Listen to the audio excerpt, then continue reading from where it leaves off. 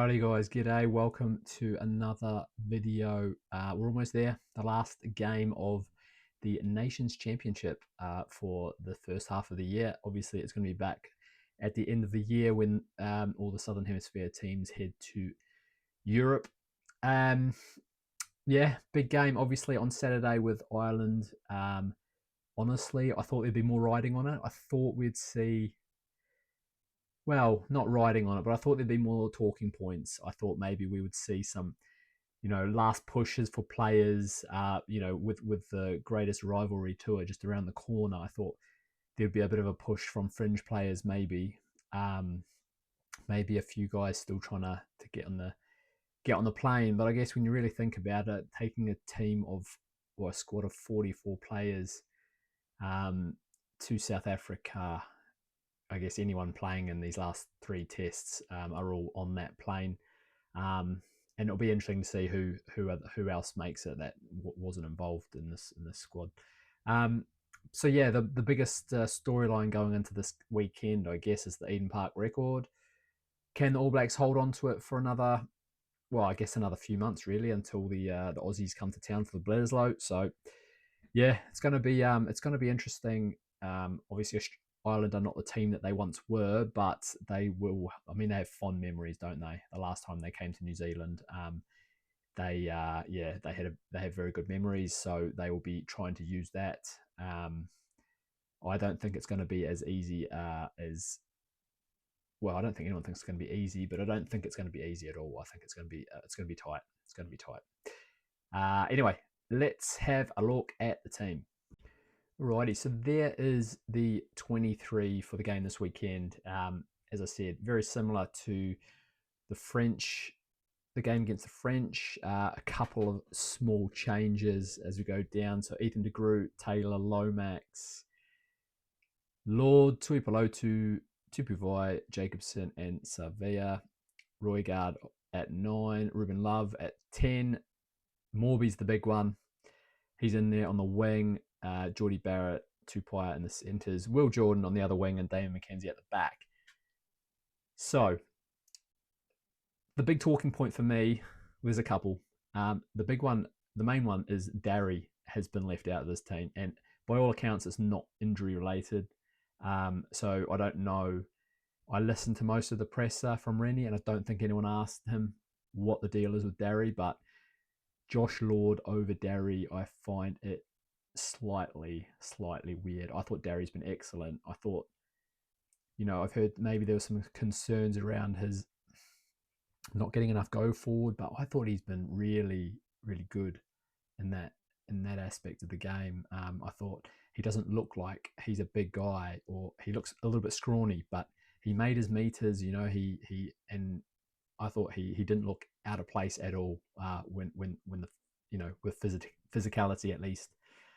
Tupu is the other big one, right? So he's in there at 6. Again, Rennie talked a lot about having, fast and being powerful and fast. And Tupu he's not the quickest guy for a 6, right? So they're going to lose a little bit there, one would imagine. So that's a little bit odd. But he's played there before. He's had some good performances. Tuipulotu, we all know what he brings, right? So I don't see any issues with that.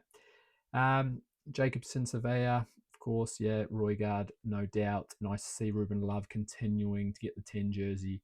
Josh Morby's the big one in the back line. Nice to see him back up. Like, again, Rennie's done two things really, really well, and that is drop players who didn't perform and pick players who did perform. And it's really nice to see Josh Morby get the nod over Clark. Clark is going to be important for this game.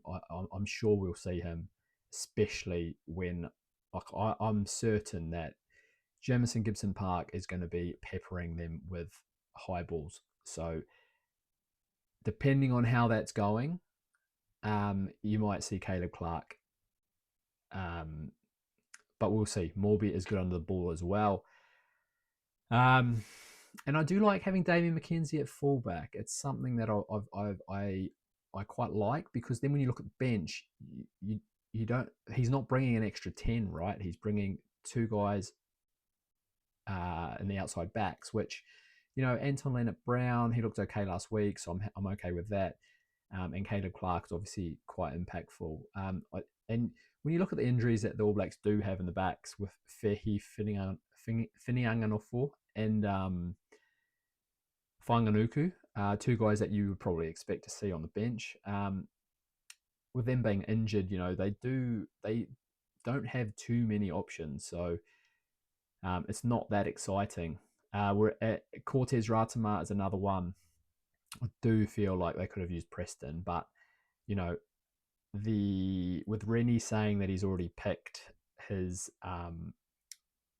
teams for South Africa, and he basically admitted that everyone's going to get a chance in the first few games. So I guess for guys like Preston, you see this rhetoric on the internet quite a lot with people saying that Rennie's just another one, picking the tried and tested. And yeah, it's true, right? Like, you cannot really look at him and Razor's tenures and say they're too different in terms of like picking very similar teams. But with all these tour games coming up, I think that's probably the reason why we're going to see him really rotate and get a look at a lot of guys in South Africa and see what they're made of. And that's where guys like Preston will get his opportunity. You'll see Bowden get a chance there too again. You'll see Parker get his chance again. So, in South Africa, that's where we're going to get a look at these guys in those club against those club teams. So that's why I'm not too bothered about it. And then you look at the bench for the forwards: Asafo Mua, Numia, Fletcher Newell, just absolute beast of a front row there coming on in the second half. That's going to provide a lot of impact. Anton Segner and Peter Lakai as well. That's huge. I really, really love the forwards on the bench. The backs, a little bit underwhelming, but not really surprised by it. Dave, Wallace not in the 23. Is that due to form, or he's not carrying an injury anymore? No, he's not injured. Look, fair to say he wasn't at his best in the weekend, and he's pretty good off the bench the week before. And there's a lot of competition for places there, so he'll play a lot of footy for us this year. But I think he's got a reasonably clear message around what we need to see out of him, and really happy with the response we've got so far this week. Righty, so I just wanted to throw that video in there, that little snippet of Rennie talking about why he dropped Satiti. I just felt it's really refreshing, like to have a coach that just tells it like it is. He's got asked the question. He didn't try to hide from it. He just he said exactly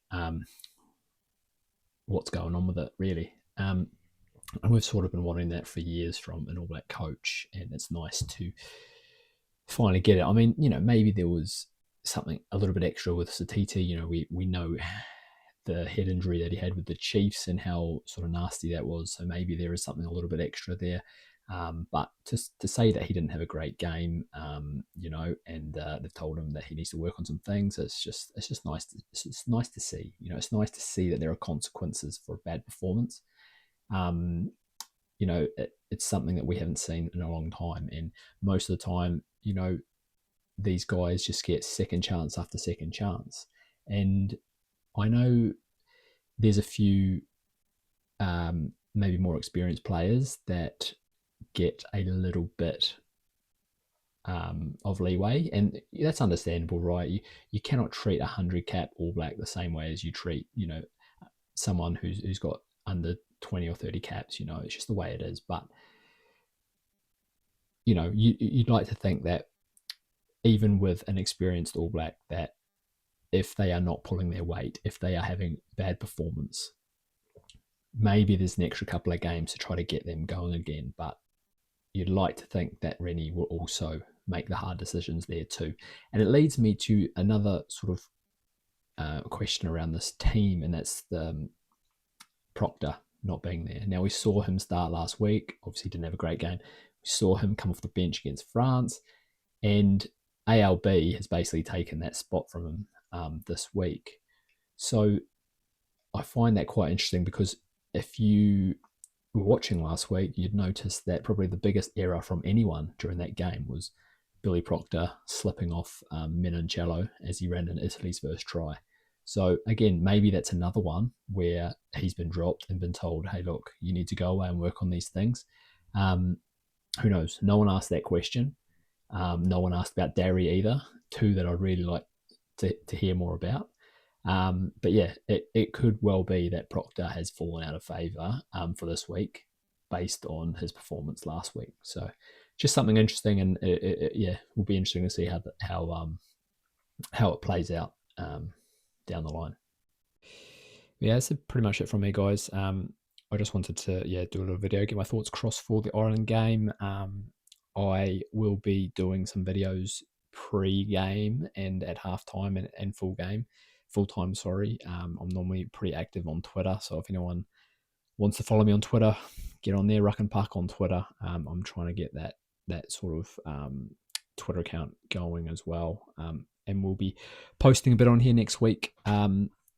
With a little bit more around the South African tour, because there's a couple of other clips from his presser today from Rennie that got me thinking. So I'm interested to see what some of the fringe players that are going to get an opportunity in South Africa. It's going to be really interesting. So yeah, that'll be next week. But thanks for watching. And if you liked what you're watching, please like and subscribe. It's going to really help me grow the channel. And as always, like I said in the last video, I love comments. It's probably even better than subscribing, to be honest, because I love interacting with people.